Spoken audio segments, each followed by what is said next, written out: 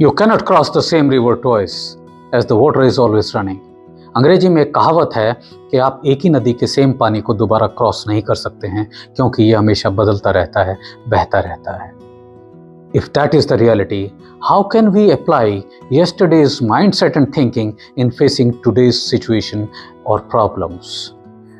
दो परिस्थितियां अतीत की और वर्तमान की कभी भी सेम नहीं हो सकती क्योंकि इनकी कंडीशंस बदलती रहती हैं, इसलिए इनके समाधान भी हमेशा बदलते रहते हैं, कभी भी एक जैसे नहीं हो सकते. किसी भी परिस्थिति में बेस्ट पॉसिबल सॉल्यूशन कैसे हो, इसके लिए हमें real time situational analysis tool की ज़रूरत होती है और ये कुछ ही मिनटों में हमें किसी भी परिस्थिति की क्लैरिटी देता है जो कि हमें घंटों की मेहनत, बहुत सारा पैसा और सालों के पश्चाताप से बचा सकता है. Let us understand the ABCD of real time situational analysis. A stands for attractions.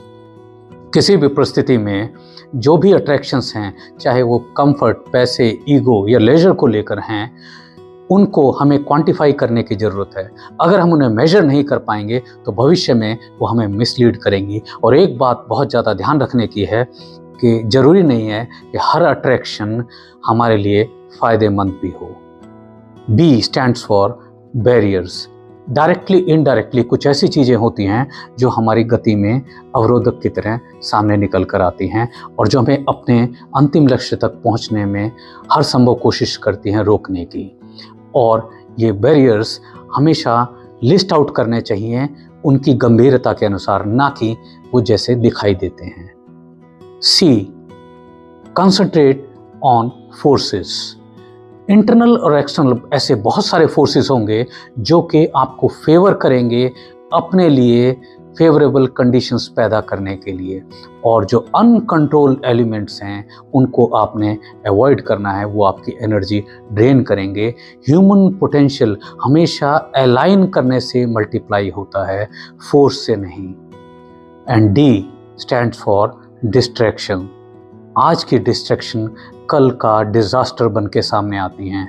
जितनी भी डेविएशंस या डिस्ट्रैक्शंस हैं, हमने इनको सरफेस पे आते ही ख़त्म करना है, इनको अवॉइड करना है.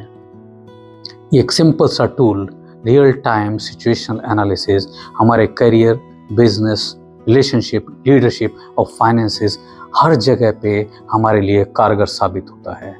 हमें सिर्फ A attraction, B barrier, C concentrate और D डिस्ट्रैक्शंस, इन चार चीज़ों को ध्यान में रखने की ज़रूरत है किसी भी परिस्थिति में.